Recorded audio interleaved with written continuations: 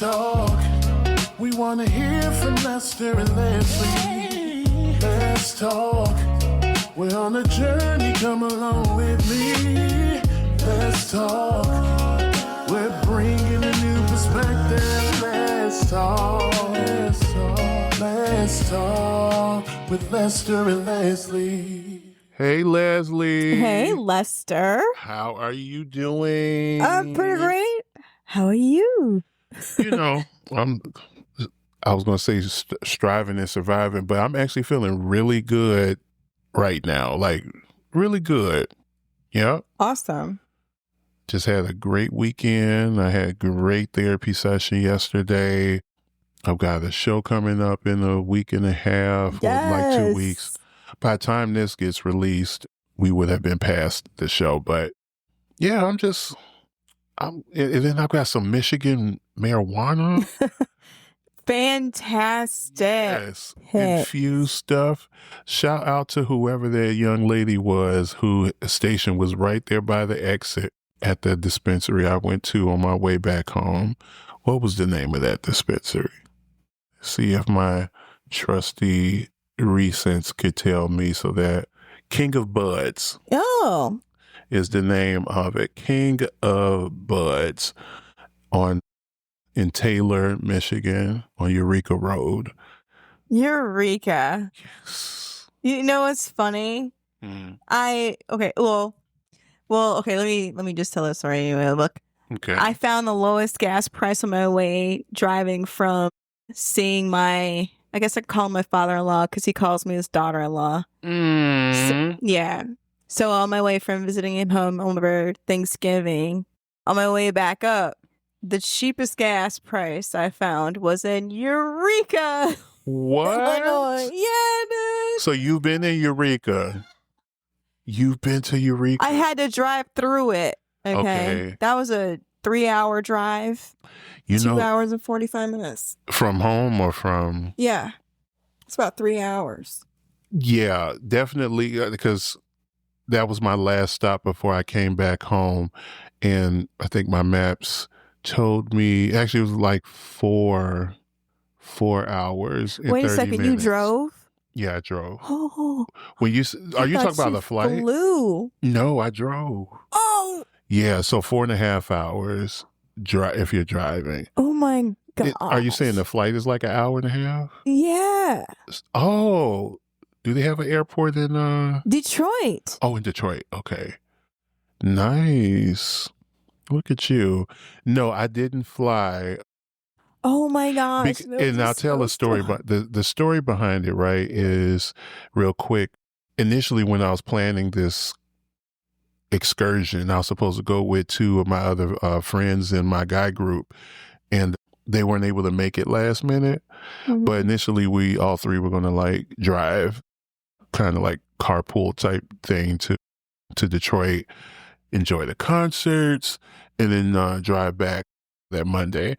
So, and by the time things kind of got switched around, when I started to look at like train tickets and plane tickets, it was like a week away. So they were really high. So I was like, I'll just keep the driving, forgetting that a snowstorm was imminent on Saturday. But I left, I literally left as soon as I woke up Saturday morning. Like, I didn't give myself a chance to muck around. I hit the road early, so it wasn't until maybe an hour into, well, it was like lightly snowing the whole morning, but it didn't get really bad until like I was well into the trip. So, and I thank God, because there were some folks who I saw in the city that had things going on later that day that I guess roads were closed and stuff like that. So they ended up canceling or didn't make their events. But I made mine, so I was very happy about that. And the concerts I saw were fan-fucking-tastic. Brandy. Yes. I was about to say, like, tell us about who you saw. Brandy and motherfucking Monica, the Boy Is Mine tour with Jamal Roberts from American Idol. He was the first to open. He's also the only guy on the tour. He was fantastic. I didn't even know how well of a vocalist he was. That mic was on. He was in the crowd singing to those women and had the little flowers. And like I said, that mic was on. He was serenading. It was such a great to opener. Yeah. Knowing that there's going to be all these women in it's almost like give them, a little setup with the guy entertainment. Definitely warming up the crowd. Yeah. And then Maya came on after that. She was replacing Money Long, who was the original opener in that slot. Money Long, unfortunately, has like a health issue, so she's actually permanently off the tour. She announced it right after the Detroit show on social media. So Maya is now, I think, the permanent opener versus just like the backup. And then the illustrious, fucking beautiful I don't care what nobody says. This has been a debate for decades of like who is the finest member of Destiny's Child. People, the normal thing is Beyonce, but I was always in that camp that Kelly Rowland was the most attractive, dark-skinned, chocolate. Yes. Yes. Yeah, Kelly was always the looker to me. So, she did an amazing job. I've got clips and stuff all on my social media. And then, of course, Brandy and Monica were amazing. I put this on my social. We talked about this for 2 seconds because there's a lot of debate about this concert online amongst some of my colleagues out there in music, because obviously, like Brandy, they call her the vocal Bible, right? She is an amazing, intentional vocalist and has been for years. That's why they deem her like a junior Whitney Houston. They said that about Monica too, but really, I think for different reasons. Monica probably because of Whitney's attitude, but in terms of like her vocal prowess, I think that they were referring to Brandy. But this was really kind of like and Monica said at the end of the concert, like flowers for Brandy being the vocal powerhouse that she is and has been all these years, just kind of maybe giving her flowers. And it was so edifying. It was a dope concert.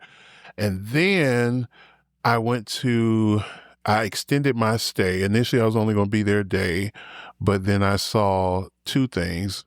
Motown Museum was open on Sundays. Yeah. So I'm like, so this is how the plan went. When I initially went down there just for Brandy Monica. That was supposed to be the main thing. And then I'm like, oh, the Motown Museum's there. Are they open on Sunday? Because the concert was Saturday. I saw, they do have tours on Sunday. So maybe I'll just do a tour on the way home, right? And come home Sunday, but do that on the way home. So then that was the second plan. Then I saw at the hotel that I was booked at, Motor City Hotel and Casino, that they had a performance venue, and that Layla Hathaway was going to be doing a concert that Sunday night in the hotel that I was booked at. So I was like, I added a day to my stay.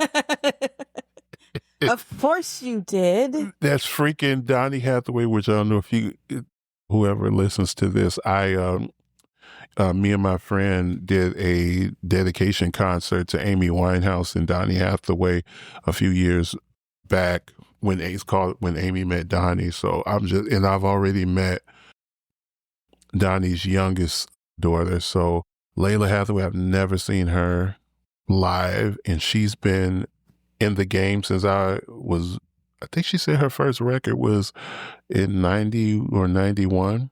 Wow. So she's been out there for decades. Talk about Layla Hathaway, Donny's Hathaway singing daughter. So that was a real treat to see her live in the freaking casino. That was an experience too. I don't know if you've ever done that, where you're in a hotel that has like a live performance venue in it. So like literally you can go from your hotel in your slippers where everybody else is in their coats and stuff, coming in for these concerts. It's almost like you moseying on in there from your room. But that wasn't the case for me. I did dress up. Yeah, I'm just like... Yeah, I dressed up for the concert. I would not disrespect Layla Hathaway like that.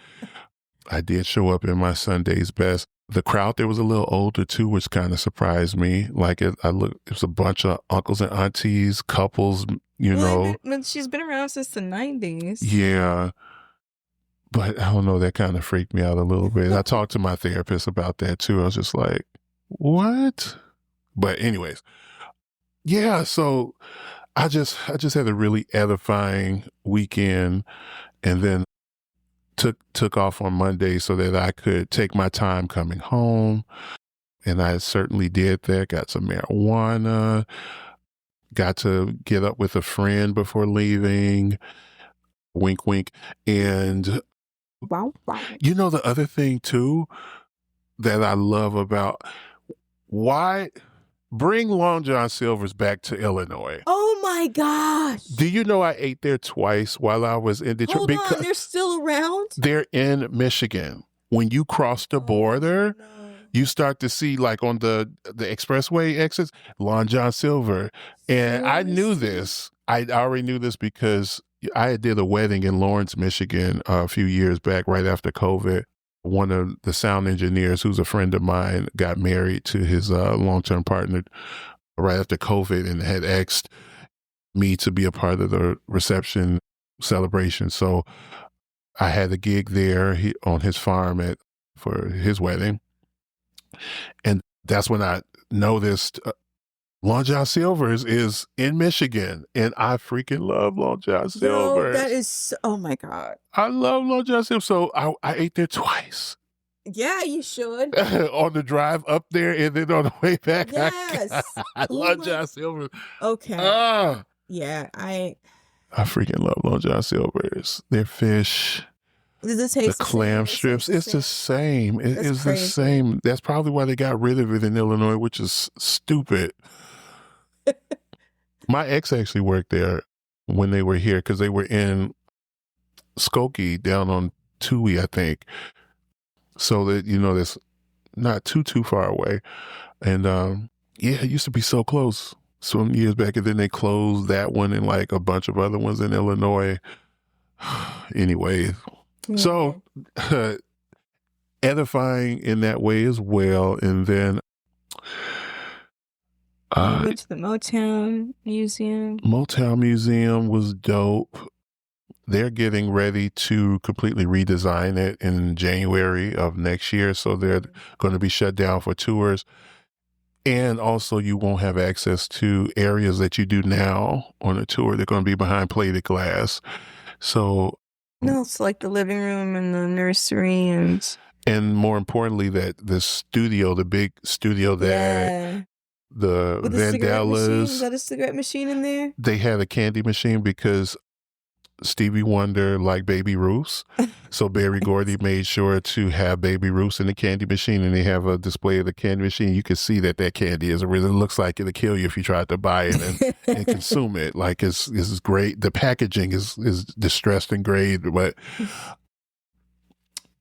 the studio, that's the part. He mentioned some other areas I don't remember, but the part that stuck out for me was the studio, because aside from that's the place that Stevie Wonder, the Vandellas, the Supremes, all these great Motown acts recorded those hits. Even in the museum area, Mariah Carey has gone in there and played the piano. Jennifer Hudson. I think he mentioned that guy from U2 was touring, and the band was touring U2, and Sorry, Bomb. Is that his name? I forget. Because I'm not a huge U2 fan, but just folks from different genre backgrounds, when they passed through Detroit, going in there and they requesting to play the Steinway piano that's in this studio that all of our Motown favorites recorded their big hits, the Temptations, all of those folks.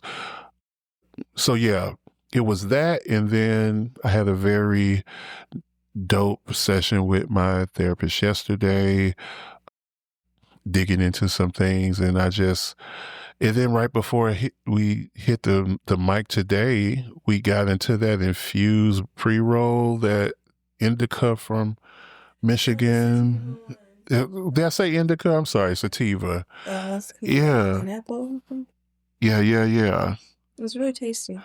Yep. So really good stuff. Mm-hmm. How about you? How was your weekend? Oh, well. Make sure you speak into the mic. Oh, can you hear me?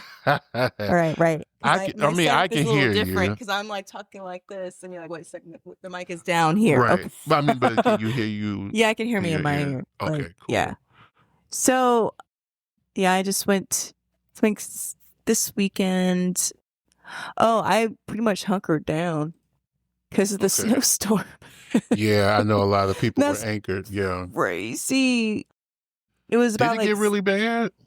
So, according to what I have seen, like on the weather reports, we got about 7 inches of snow dumped on us, I think. And yeah, I just stayed in the house. My goodness. And yeah, I saw a few people try to get content outside with the snow. That was, I guess, interesting. Yeah, that's cute. Yeah. We too old for that shit. I don't care. I know I had to shovel. I had to shovel snow. What? Yes. I had to shovel my sidewalk. I had to shovel my driveway. And then I had to shovel like a path in the middle of my lawn for the mail carriers to walk through. Yeah. So, and I still need to like get some ice melt. Some salt? Something like that. Yeah. I don't want to put salt on my... There's like ice melt, I think, that it's like less abrasive to the concrete. See, this is the things I gotta think of, like when I'm a freaking... You know what's so funny? So this is what I was going to... I specifically said salt for a reason. So a friend of mine, producer in Chicago, who owns his home, he's a bit more mature and seasoned as we would say. So he's a homeowner as well on the South Side, and he made content of him shoveling, whatever. And I had a thought to myself. I said, if I own a home, not a condo or whatever, but like a home, not something that's under HO, which is probably where I'll likely be doing, but if I owned a home that I was responsible for like shoveling, the fuck what I would be doing, which is what I did, I think, towards the latter part of me living in my mom's house, because we used to have to do the chores, right?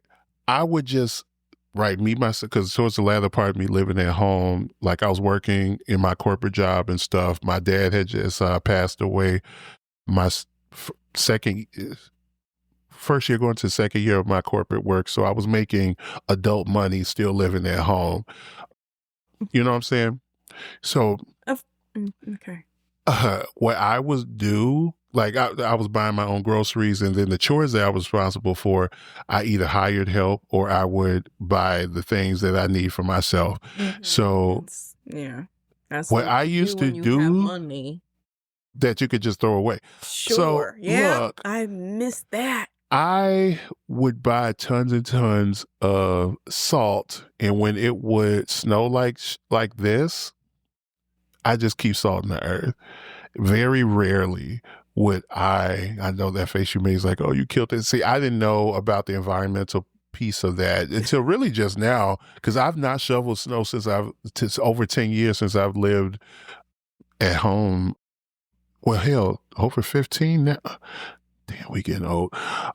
Anyways. And I would say, neither have I. Yeah. But no, I used to just throw salt out there, and unless it was a really bad snowstorm, I really had to go outside to shovel. So I was just thinking, when I saw that content, I'm just like, man, I would just dump salt on the ground and let it just melt as the snow comes down, and I won't have to worry about shoveling shit when it's done. Just go out there every hour, do a little light layer of salt out there on the pathways, and then go inside and have some hot chocolate and watch the whiz. You know what I'm saying? Sounds so whimsical the way you put it, but... So you shoveled this weekend? Yeah. I had to shovel again because it snowed again. And now is the time to me to put something down because things are like getting frozen. Yeah. So that's another thing too. Like, even though there's a sidewalk, it's still concrete and you still bust your ass on it. That's right. I'm not That's trying why to that snow fall. melt I'm not trying to do is that important. shit. Yes, it is. And I got to figure out the right one to get because I don't want to inherit any other problems. Right. Right. Yeah. Well, that sounds dope. Uh-huh. Have to be accountable Mm-hmm. to the soil. And your home, because it's yours. It's not like when you rent, where this is whoever owns the property, this is your problem. I don't have to worry about this. You are accountable for your home and the maintenance and or destruction of said home. Okay, side note. It's real messed up. What? Everything in the house has insurance. Except for me. Yeah. Oh, beautiful for spacious sky. Yeah. For amber waves, it's the American way. I swear it's property first Because, here. yeah, well, I think what it's about when I think from a capitalistic lens is those items have less value in less, it costs less to indemnify those items than a human, right? We require maintenance. We require, especially the older we get and we deteriorate, we require more. So that's why the insurance part is what you mentioned. You're talking about replacing maybe at tops a couple dozens of thousands of dollars worth of things in it, but your life, like what those hospital bills are just for check-ins, checkups, medications, all those things, it's more of an investment on the insurance end for your life than the items. That's why those things have insurance and you don't, because it's an easier coverage it's an easier thing, less risky thing to cover, less expensive thing to cover than you. Anyways, so you were mentioning accountability. By definition, you have so I'm going to really let you kind of get into because, just how the structure goes. Normally, Miss Leslie is the one to put together the agenda topics that we chat about. So today, with accountability, there's a definition here that says an obligation or willingness to accept responsibility or to account for one's actions. What were you thinking? I don't know. When you wanted to talk about accountability, let's talk. So, yeah, man, because I wrote this out when there was a vibe that I was trying to process. And, I started to just like to realize the importance of creating boundaries for myself too. Mm-hmm. And I first learned about accountability.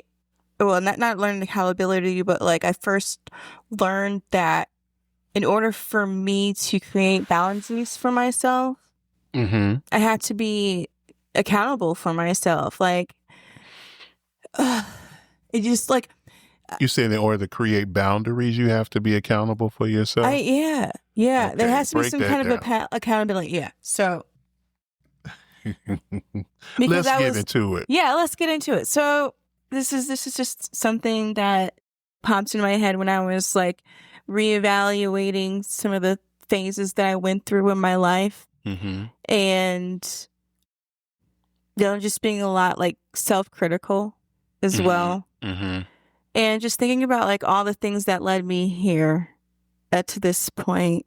Mm-hmm. And like, excuse me, even like old relationships and who, like, the type of person that I was, like years ago in those certain relationships, things like that. The one common denominator about all of those like phases was that I had no boundaries. And I feel that I didn't have any boundaries because I thought that people would like me more. Just if you were boundaryless. Well, yeah, I didn't know what to call it then. Yeah. It would Well, you've mentioned this before. Let me tell you in other podcast episodes how earlier phases of you that you were boundaryless, right? And that you did that because you thought you'd be more malleable for your environment. Yeah. I mean, yes, that too. Yeah. Yeah. Environment being people, friends, family. We've definitely chatted in about that a couple of times, or mentioned that a few times. So in this particular thought around that, how did you come to the conclusion that accountability fed into how well you sustained or maintained boundaries? Well, accountability helped me create those boundaries. Once I figured out like where I was lacking as a human being, there's been some instances where I hurt people. Right. And Friends episode, therefore, just a plug. Yeah. How Go many back of to us that. have them friends? Go ahead. Absolutely. So there's people that I hurt because I wasn't accountable for my actions. You know what I'm saying? Like, there were versions of me that they should not have seen. And sometimes because of the fact that I had no boundaries, I enabled bad behavior or toxic behavior. Okay. And even though it felt like it could be fun at the time, there was this uncomfortability, but I ignored that. And so, because I'm just like, well, let me just go with the flow, or let me just do what they're doing, or like just join in, or just sit back and just like watch. Yeah, be a part of the crowd. Yeah. Because maybe I could make a connection with someone, like be something cool. Or, oh my God, that sounds so stupid. Like an after school special. I want to be cool. Tell the truth and shame the devil. But I did not realize how important. I think that the biggest reason that it came to me is because I didn't want to hurt people, and I realized that I did. People who I consider close to me. Okay. And I was just a total dick, and I did not. Like, when I did things, sometimes I didn't even realize that I was just being awful because of the fact that, like, after being the go with the flow, or just doing whatever, or not, or invalidating my feelings because of the risk of looking lame. This goes like back to high school and whatnot. Of course. Yeah. So that just snowballed into me with that attitude towards accountability into an adulthood.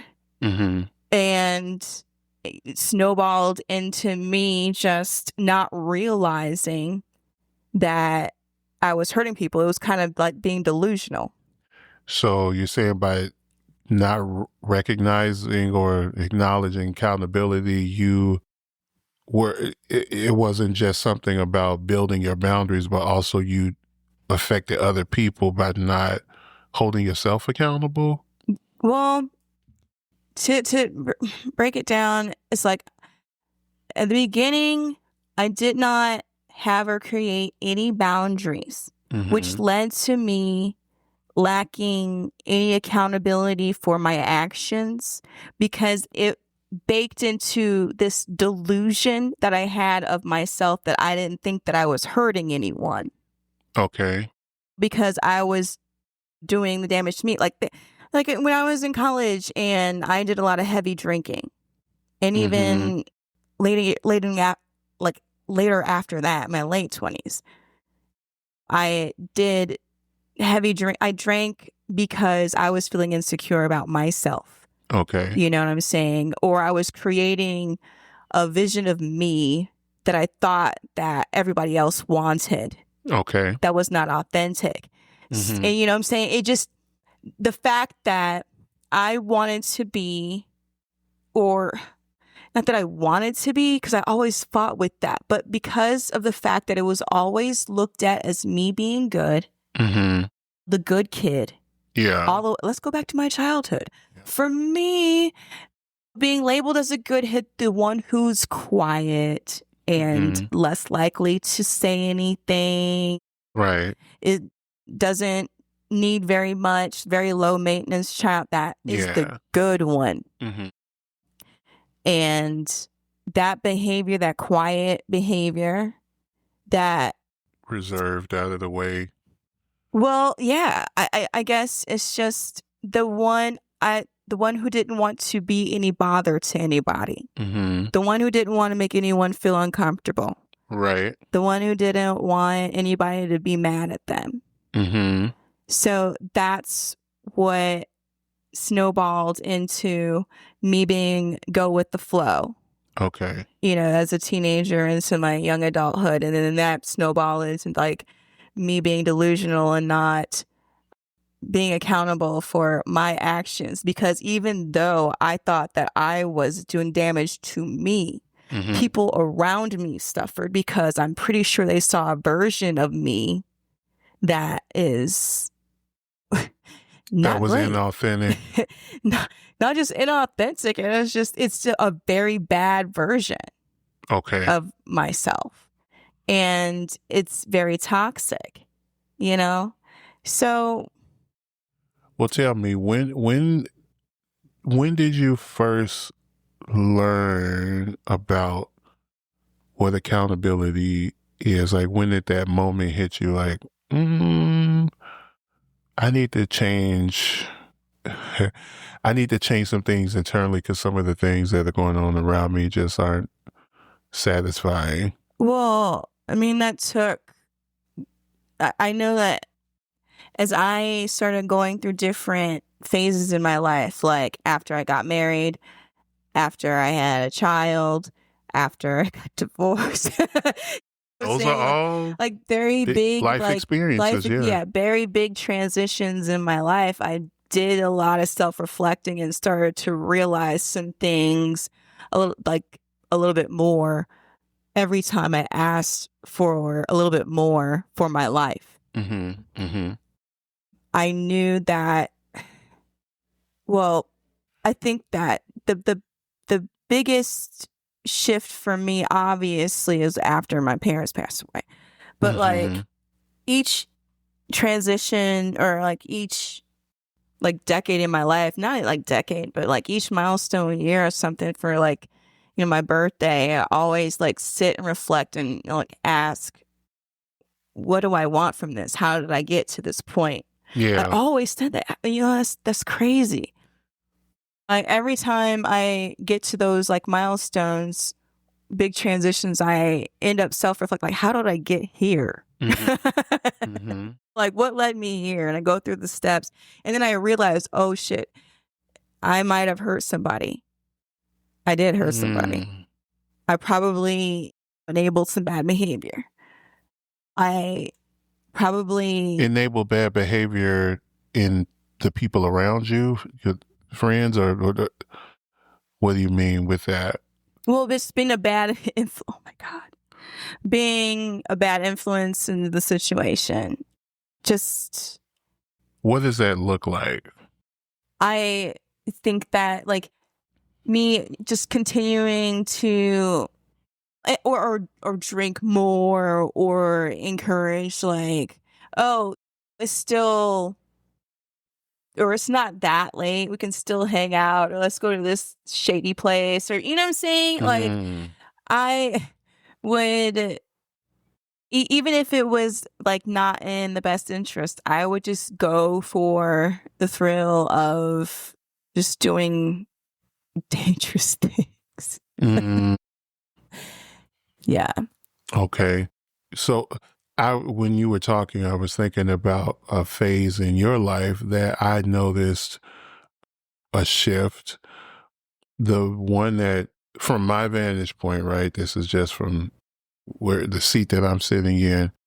I would say I noticed probably the biggest shift when towards the latter part of that last LTR that you had. Yeah. What I mean by the last long-term relationship that you were, affiliated with. There was a lot of shifts that were going on at that time, just natural life shifts. You transitioning from being a renter to a homeowner, the work and research and like countless research and all, everything that you invested in that process. And then losing your mom happened during the latter part of that time as well. So there was like a lot of things going on during that.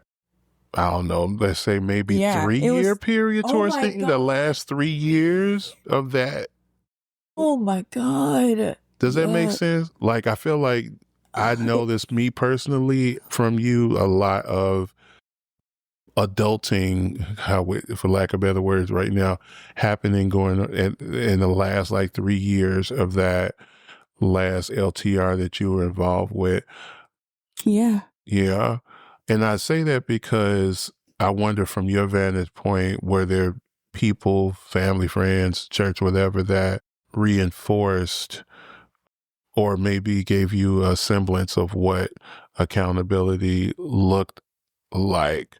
Because sometimes I feel like you can get that from trauma, like a better word. Like you said, because I heard you mention like, oh, I had this period of self-reflection of how did I get here? And maybe going through that shadow work, I have air quotes up because I'm not 100% of what shadow work actually is, but I'm thinking that's a similar shadow work. That's one of the things that you ended up discovering is, oh, there was lack of accountability. That's how I got here. What's your thoughts? Lack of accountability. Well, in that period, look, gosh, I don't want to get messy. I really don't. Let's just have it high level. Yes, keep it high level. Yes. Okay, what can I pick? Because if it is, I was asking if I'm not necessarily focusing on that LTR. I'm saying that's when I noticed the shift, but I'm just trying to figure out, like, did something or someone, and it couldn't have just been, it doesn't just have to be that situation, but were there people, friends, family, school, church, that reinforced or showed you a semblance of what accountability is during that time?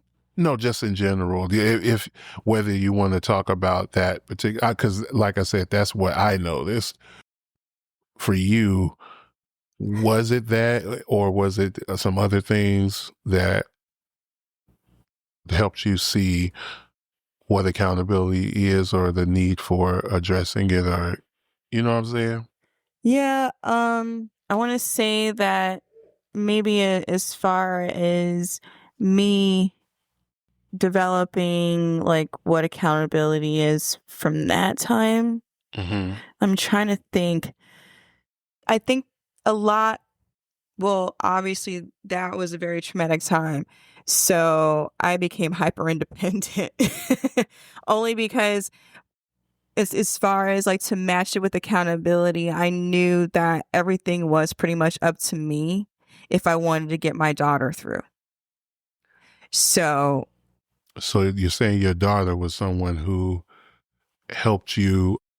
Well, I was accountable discover accountability, right? Because you are accountable. Yes, yeah. I am accountable for my child. Right. And if I don't set her up to be in a better position at her age, like that's just a trend for my family, is to set our kids up to be better than we did. Right. And I don't know if it's enabling these kids right now because My God.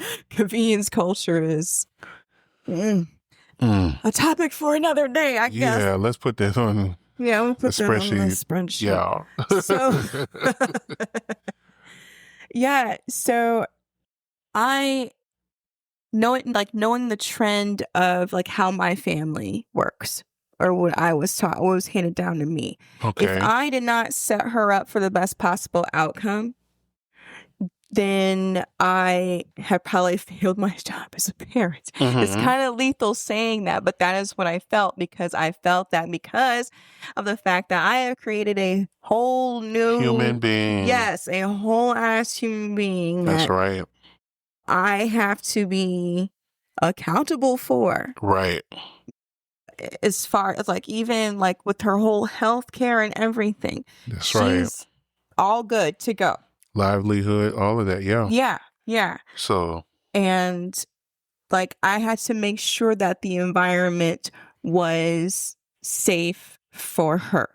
Right. And I guess that was probably one of the underlying things that helped me exit the situation by choosing to do something different.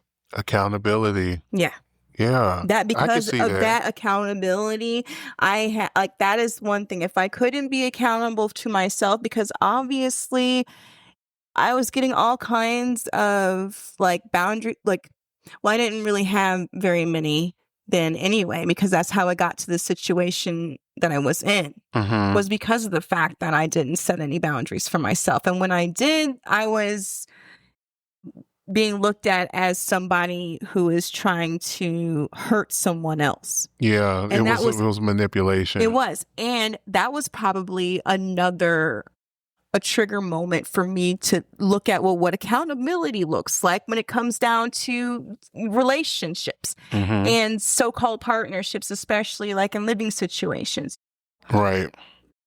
So, and even in this podcast, there is some things that I am accountable for, and because the goal is to keep this working. Right? Right. It's a machine. Exactly. And it's just like, in order to give this the best possible chance, I have to do what I agreed to do. Yeah. And you hold me accountable for that. Now, it doesn't sound so severe. I get a kick out of it because I'm like, oh, look, okay, this is like the corporate email. Like, let me hurry up and do this before I know he's going to message me about this. Like, if I have the agenda. Okay, I got this. Like, hey, Leslie, how you doing? It feels like one of those emails. One of those knock. Hey, Leslie. Wave. Oh, so it's come just on, like, corporate culture. Yes, it's kind of fun amongst friends, but not when I'm like sweating to keep a paycheck so I can keep the house over. Right. But it's like the accountability to a person or a project in order to give it the best possible outcome of survival, or to do its best until it's time to wrap it up. You know what I'm saying? Like that is something that I had learned in that moment as well. Yeah. During that time period, because also having a different corporate job and being able to communicate with them.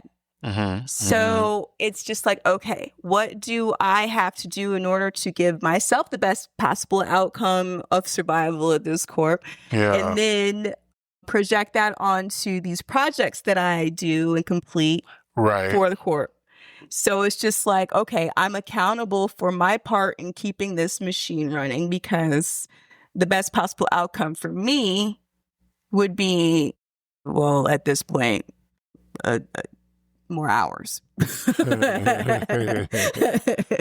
Okay. So, yeah, like as far as giving something the best possible outcome, those were like goals that I had, and to make sure that I came through with my portion of my obligations. Yeah. And that if I couldn't, then I had to be transparent, Communicate, and say why. Instead of doing the whole cover-up thing or coming up with excuses as to why something didn't work, or saying like, what is that animal that sticks his head in the dirt? an ostrich? Yeah. Oh no, wait. Oh, this ostrich? Do ostriches do that? Oh my God, I think they do, but I'm not sure because that sounds weird. You be ostriching. Ostracized. You be ostracizing. You be ostriching. Ostriching. You be breathing that ostrichen. You be doing that ostriching shit. You on that ostrich. We're making up new lingo for the young kids. No, for us. I say the young kids because, my God, that doesn't even sound like it's in our tempo. Well, so you just mentioned a whole bunch of times where you were held accountable, had to hold someone else. Yeah, try to hold myself accountable towards someone else in a project. I didn't do that for myself yet because I was still a little delusional as far as like how like my roles and things in personal relationships and etc. What I was thinking about while you were talking about like accountability and when you held yourself accountable, and so you definitely mentioned a lot of times where you have kind of put the mirror to yourself, and it sounds like you're very comfortable doing that in general. I think and this is something that I work on myself when it comes to like the self-work and therapy, is being able to look in that mirror, whether it be a mirror that reflects back on me or the experiences and things that I've gone through. For me, that's sometimes it's a little difficult because it's unclear for me.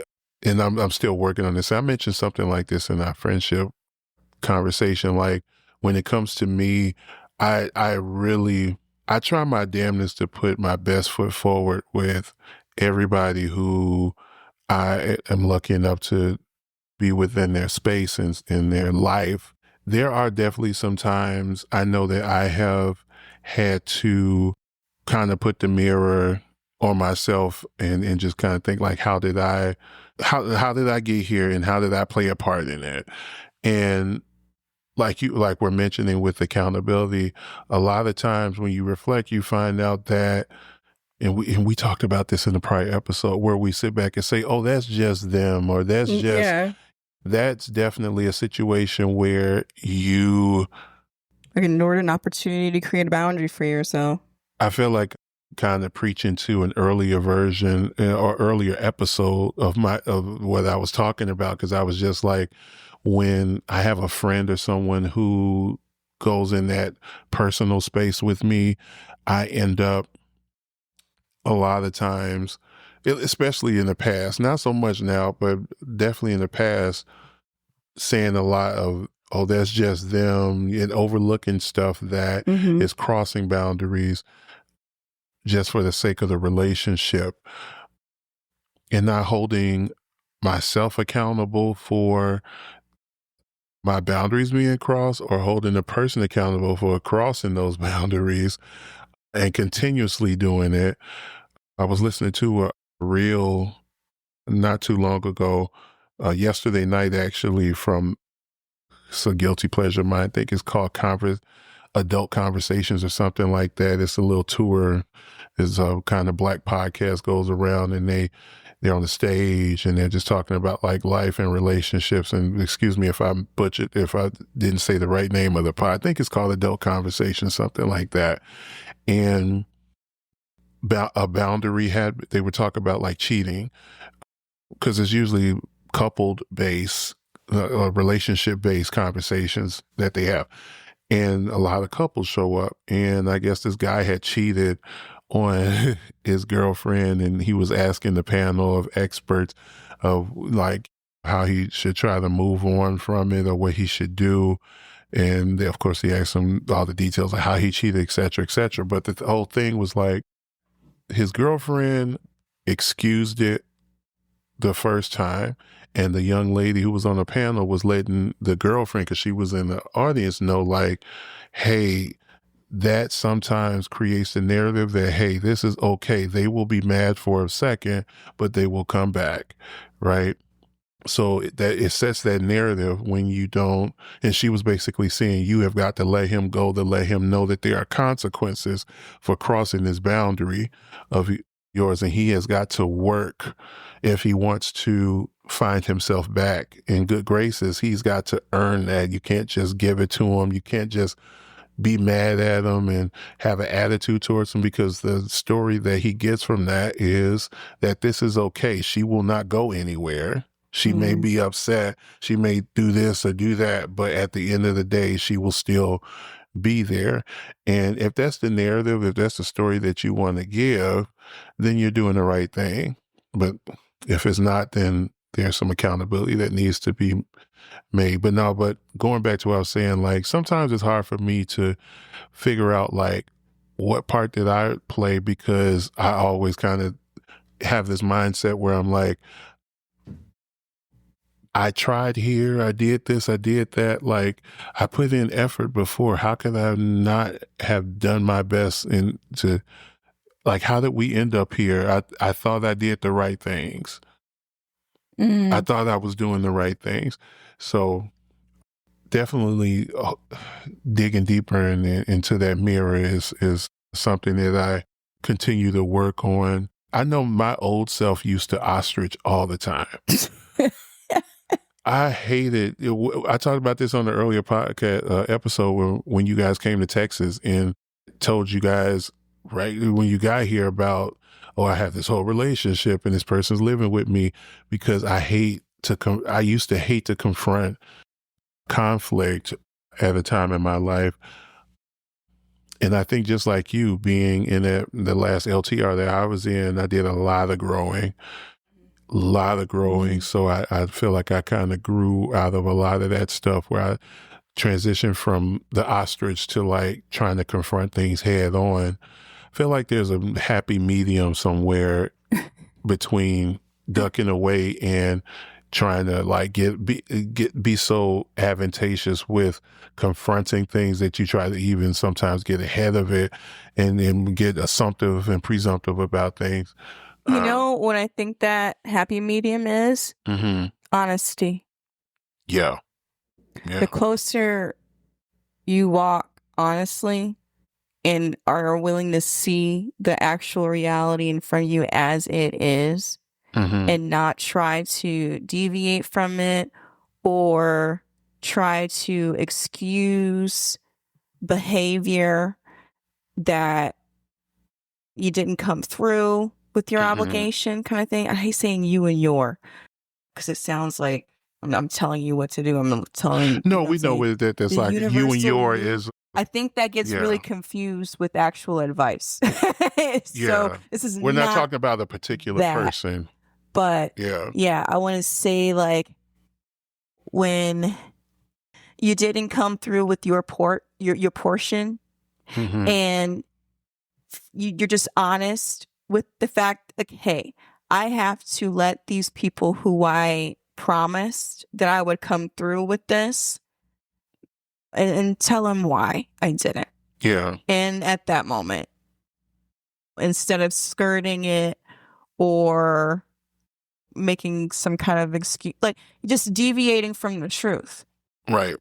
So I think the closer that we get to living honestly and closer in that truth, I mean, whether you just didn't feel like it or not, you know what I'm saying? That's that could the be truth. A thing too. Right. Like I just didn't feel like doing it. Yeah. Just like, so this is like, immediate. Fuck this. This is an immediate thing, but like we normally record on a certain day, and 2 times this month, because we're in December now, but last month, which was only a day or two ago in November, being my birthday month, I did some traveling, and on both those travel dates, they fell on, like my return date fell on the date that we normally record.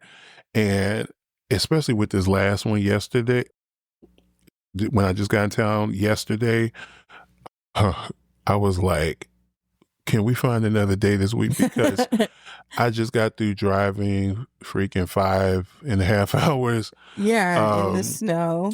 In the snow. I mean, the drive back was better than the drive there. Interesting. Because it was snowing that Saturday. But the roads were pretty much clear yesterday because they had a chance to salt and do the things. But I was exhausted from driving all day coming from Detroit back to Illinois. So I was just like, can we do another day? And that's why we're doing it today. But yeah, that shit, life be happening sometimes. So just say that. Yeah, but that's a part of the adulting and communicating. I came in, I was like, look, you got any other free days? Here's the thing, I was prepared. If you said, oh no, I'm booked this week, I was prepared to Then I'd have been record. like, you know what, let's just do this next week. Right, but I was prepared to say, well, I could muster up, put some coffee on the pot, whatever, to get through, but I like to be fresh and clean spiritually and energy wise and all those things right before that. So anyways, just another form of adult accountability is having those conversations versus just like doing the ostrich shit or flaking. Yeah, exactly. And when I think about like accountability in today's day, I can't help but to always think about like the government. The Black church is such a huge conversation right now on social media where people confronting these patriarchal, these leaders, white-based the institutions ingrained in our faith that have caused us to do some really self-destructive things. Oh, yeah. So I don't think I have to. I mean, when I immediately think about how we have traditionally ostracized certain people, they're actually talk about kind of Black Christianity. I just saw this on Facebook today. The post was, and I'm paraphrasing, but it was like, I don't understand how we are more forgiving of pedophiles than homosexuality. And it's bothering me that I'm paraphrasing. That's kind of what the post was saying. Like, how do we get to a place where we have excuse, right? Because we talk about the Epstein files and the horrors that have happened there and how certain folks are trying to dust it under the rug so that they don't throw soil on certain people that they like, that they know are in those files. And I've even seen clips of like on Fox News, them trying to differentiate the difference between like a 14, 15-year-old girl versus like a 8, 7, 6-year-old versus an ephebophile. Right, that there's some sort of hierarchy system. So one is less worse than the other one? Yes. They were doing this on Fox News. Yeah, you know what? Yeah, I heard that. I'm just like, what kind of world are we in right now? Yeah. It felt really weird. And especially this woman who had a daughter who was like 15. A woman, it'd be one thing if a bunch of guys talking around. These were coming from a woman's mouth. Social services needs to be like aware of some things. Like for real, they need to be on alert for some of the things that these people say who have young children.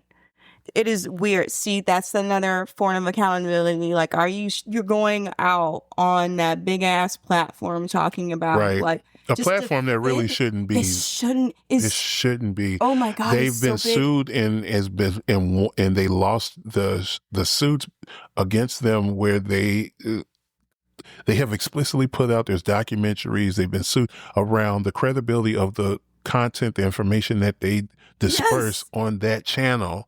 And there's still a network? Like, that is just the wildest thing. And it's still enabled. When I was in school, to go get my journalism degree, there were a lot of ethical, I want to say, subject matter. When it Right. came down to writing exactly what we see as we see it, Okay. based on a collaboration of facts, Mm-hmm. especially from what people have said. And then also, we need to consider who is saying these things. Well, And do they have information to back up the things that they're saying based on the subject matter? If it's a fluff piece, who cares? But if it's something that actually affects like people's lives mm-hmm. or viewpoints that can be inflammatory for no reason, Mm-hmm. or without the protection of saying, hey, this is something, or being more clear as to, yeah, this is the way that some people are thinking. However, this is a very small group of people who Right. who just has like a big set of lungs. Yep. Like this thing going on right now with Nicki Minaj, the rapper, speaking against like the Christians being killed in Nigeria without the grander context that they're killing Christians, Muslims, and everyone who doesn't adhere to this particular, I guess, faith that these militia groups are behind. They're not singling out Christians. It's everybody can get it. That's the grander narrative, but because this particular regime is focused on certain narratives, they sat back and they took one of our own folks, a blackface, to push took this. a gullible icon, like. So that's what scares me about current, like what's going on right now when it comes to government, religion, faith. Because there is way too much information that is going out there without any accountability as to the damage it could do. Right. It is all for clicks. Misinformation well, let me correct myself. Whether it be truthful or a lie, information, when it lands on people's ears and in their hearts and stuff, depending on what the information is, who it lands on, it triggers real. We had Kyle Rittenhouse receive information about what was going on in another state that wasn't necessarily true without context. And he's a young man who, knew how to work a gun. And he acted upon just receiving false information and killed a whole person.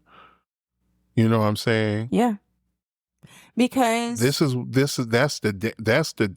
what's going on right now. And that's what feels weird about today versus maybe like the heyday. It just seems like it's a free for all and there is no guard when it comes to, or no filter when it comes to information. They are explicitly working with algorithms to trigger people's emotions and really don't have, they don't give a fuck about how people react. I think if we're talking about changing systems like that, once you start attacking like if people start suing Facebook, start suing Instagram or wherever they're getting it, like once they investigate and find out, oh, this person has been on this website freaking 100 times in the last 3 weeks and reading this article, that article, and then after they've done that, we see that they've gone out there with a murder weapon and murdered people, sued where they got their information from. And maybe we'll start seeing some changes there when it hits that capitalistic pocketbook. But that's what accountability a form of accountability looks like to battle that kind of stuff. And the courts would be so congested with all those kinds of like misinformation lawsuits. But yeah. I would say some people are doing it. Yeah, well, that's what I'm saying. Right. You need to go after these networks with bigger platforms that affect a whole lot more people instead of like these stupid news outlets. It needs to work different. Like we need to look at political positions at a lower level, at a local level, and these media institutions at a bigger level. Yeah. So just flip flop that. But when these people who consider themselves to be journalists, when they're really not, or these people who have high influences, how to like overturn elections and to sway personal opinion for what kind of agenda, for a dishonest one especially, or one that is just filled with a lot of rage bait, because that's what gets money. Lots That's what of gives clicks. people It's attention greed. because it rouses their Right. emotions. And you get paid for that outcome. If we had more, this term is used in corporate, like emotional intelligence, I feel like and I feel like we will get there. Like, I feel like with my dad used to say, nothing's new under the sun. He used to say that all the time. So I feel like we're on this cycle, right? And I feel like we're kind of in this cycle where we're almost at a point of cracking, destroy, and reset. And I feel like the reset, when it comes to how information is distributed, and what's going to end up happening is people going to get sued out, and there's going to be more guards on how we receive information. But then the other thing too, I think that like the next generation, they're just going to become so numb to the bam, bam, bam of fake news that they're going to ignore it be anyway. desensitized. Yeah, right. Which also can translate to emotional intelligence, because now they're not having these vitriolic responses to these headlines. So now you can't make as much money off of it, because they're not going to read. They're going to see everything as AI. They're going to see it as fake. Yeah. They're going to see it as, I can't trust anything. So I don't care. Why give attention? Yeah. I feel that is kind of true with younger generation, where it's like they're not moved by a whole lot of the things that scare the crap out of us. Right. Yeah. And I'm like, y'all are brave. There's terrors going on. Oh. Yeah, sure. Mom, we're about to go down to the McDonald's. I don't know, wherever they hang out at. No, Mom, I'm about to go play Fortnite. Yeah. It's not affecting my Fortnite, is it? Right. Like, I'll be back by like what, 5, right? You know what I'm saying? Oh. It's like, yeah, bro. But people like that need to be accountable to the soil for the seeds that they sow. Yeah. Yeah. And what I see a lot of are these people doing, or they're getting it right on one thing and using that one thing to transition off into other being things something that's else. Not right or fictitious. Exactly. Kind of stuff. Totally opposite of all of the crazy that they have put out there. Right. I definitely have seen that too, and I feel like, again, that's going to feed into the outcome. But you need to be accountable for all the poison that you put out there. That's very true, because I don't know about you, but the way that I was taught is 2 truths and a lie is still a lie. Yeah. Right? Yeah. If you don't tell the whole truth, or if you fabricate, like that automatically defaults into the lie category. It doesn't matter that. So, for instance, the whole situation in Nigeria with the Christians being killed off, that narrative they're trying to push. The full story is that it's not just exclusive to Christians, it's everybody, but they're trying to create the narrative and focus on some agenda against Christians in Nigeria. Right, because the majority of Christians over here are white. And they know that they'll get a vitriolic response saying, oh, you're being singled out in this Black African country. But that's an example of what I'm talking about. That even though there is a truth in that, yeah, Christians are being killed off, that the whole story is a lie. The full story, where they decided to start and end, it's all been tainted. So now it's a lie. It's not about, you just hold a little bit of a truth. When it lands for someone like me, I consider that a full lie, because you're trying to create a narrative. You're trying to get a response out of certain people, and you're using, well, not even to get too deep about like who the face you're using, but just you're telling a lie. It's a freaking lie. But what kills me is that how do you get to stand in a meeting with the UN with facts that you found on TikTok. Because of the regime that we have right That now. is the wildest shit to me. I was just like, Malcolm X was standing there and he was saying some things as far as like how racism is rampant in the United States, that there should be some type of reparations. And he was saying some actual things that were measures for change. Yeah. Based on actual things that were actually happening. Yeah. And were still happening. Yeah. And I think that, like, I need to reread some books. I think, like, Vietnam War before that had some influences on that, too. And so, how is she there? Well, like that I mean, that's why I'm saying I get to this point. I didn't want to get too far in the weeds. I know, but to give a general answer to that, this particular regime, we've seen this when he was campaigning. Anytime he gets an ethnicity person to show interest in him, he exploits those folks to the fullest. Latin, Black, Asian, whoever it is, if they say, hey, I'm behind you, they're like, okay, let me give you some work to do. So, you know what I'm saying? Let me give you some light work to do, because it's never heavy work. It's always light work. And they just, so yes, so thank you so much. Oh. We're not going to get into all that, but what we're talking about is, the way that I see it, it seems like we have more of a refined look at what accountability looks like now than we did 20 years ago. We were we were on our ostrich journey in our 20s.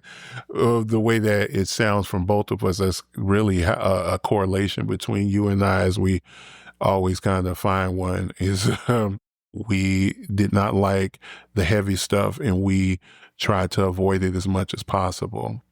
Yeah. There's definitely a lesson there. Any others that you? Well, I learned a lesson, like, to bring it, well, at this point. We're here now. So what brought us here? A bunch of rambling about, God dang it. Why I ought, raising our fists and shaking it in the air like crotchety Frank Costanza. I feel vigorous. Yes. So I would say, like, I remember there was a scandal with David Letterman. Okay. And apparently, I think, like, he had cheated on his wife with some woman who was, like, on his production team. Oh my God! When did this happen? I don't remember. Because was it recent or a long time ago? No, it was a long time ago. This was when he was still in syndication. Okay. And they were thinking about, I guess, not renewing or whatever because of this whole scandal. Okay. He ripped the Band-Aid right off. At that moment. He's like, yeah, I did some things. They were bad. I hurt some people. I apologized to them. And he just came out with it and just said it. And after that, nobody talks about it anymore. That was it. What's so funny? What you just mentioned triggered something personal, a theme that I've carried in my latter part of my life, is that, like, I learned this probably the hardest when I was kind of forced out the closet by my cousin, was when you rip that Band-Aid off and you confront your truth, no one can hold that over your head. Even if you're an asshole, even if you feel like the most despicable thing, you allow that thing to live on the more you try to bury it instead of confronting it. That is a life lesson. Yes. That is a life lesson. That's the more you try to bury something, the more you keep that thing alive. If you want to kill that thing, if you want to dead that thing, you have to hold yourself accountable. You have got to put that thing in the light, say, hey, I did this thing. I know it was fucked up. I am sorry for it. Period. And then, you're right. How do we grow from here? And no buts or, it is what let me throw that out there as well. It is no accountability when you include a but in the story. Full accountability is, I am owning what I did as wrong, and there was no reason for it. There was nothing to justify my wrong, nothing at all. The sky color wouldn't have changed things. This one that did things, I fucked up in that moment. I am sorry, period. Yes. That is how you apologize. That is how you hold yourself accountable when you're in your grown woman era. That's right. Or was it Mercury is not in retrograde? It's fucking retrograde. Mercury retrograde. Can't blame it on anymore. You're just a shitty person. Right. The fuck? People literally think that, oh, I'm sorry, but you did this or you did that. Yes, is not how you apologize. Apology. What was that I sent you that Oprah said about apologies and forgiveness is letting go of the idea that something could have changed? Yes. Right? I'm paraphrasing, but I feel like that's what the theme was. Yeah. Or letting go of the fact that there's something that is not going to change because that is not a you problem. That is a them thing. Right. And now is the time to focus on ourselves. That's what I took from that. So, yeah. Right, because she did mention, like you said, that apologies and accountability is not for the other person, it's for yourself. It's to release yourself from that narrative, that story, that the pain and the trauma and the things that are associated with it. So based off of everything that we mentioned, all of the learnings that we have discovered, what do you hope for the next generation? What do you hope for Peanut? Just to be honest, like what reality is, and to appreciate reality for what it is. I feel that from my experience being caught in a delusion because of the fact that like I was trying to people please when I was younger, I did not build any boundaries as I became older, and I ended up becoming delusional of certain things because I did not take those steps to connect with reality and to build boundaries. I did the opposite to appease a vision of me that did not exist. That something that I thought what other people wanted. And my hope for her is to just continue to be honest through everything, honest and transparent, and to just not react to the bullshit. I love that. Yeah. And just to own everything, own your mistakes, your why you didn't, own like the bad things just as much as you would own the good things, because it's all yours. So right. Own it. If you're going to put it out there, account for it. That's it. And to add to that, as we kind of close, because I don't have any children yet, but so I would say for my me, for your you, I would advise a 20-year-old me to get therapy now. And don't look at it as taboo. Start having those conversations now, because there's a lot of value that my 20-year-old self would have gotten from that kind of support if I didn't look at it as a taboo thing and just a regular, like just how you go to the doctor and get your checkups every year that you should be doing, go to the dentist, and all those things that you do to maintain your health. The mental part should be a part of that too. So my advice, get some therapy, and you've got the benefits, Les. Yeah. Like if you have it. I went from, in my early 20s, I was in school, so I was still covered under my parents' insurance. What I think Obama was in office, so it was till 26 or something like that. So I could have, I had access to it then. Then I went right to a corporate job after my undergraduate. So I had access to that support then. So my thing would have been, Lester, use it. It's not taboo. I know your community has made you feel and believe that it's taboo and that something is wrong with you if you seek this thing, but it's not. And the earlier, the better. Right. And honestly, truly. You can vet your therapists.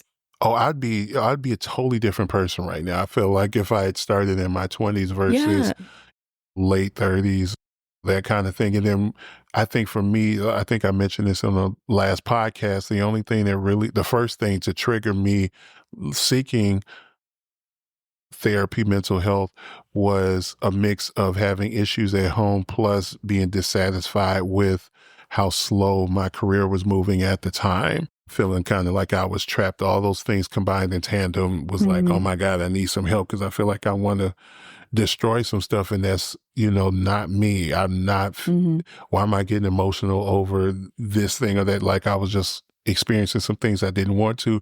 I approached it like it was like, oh, I have this problem, let me fix it.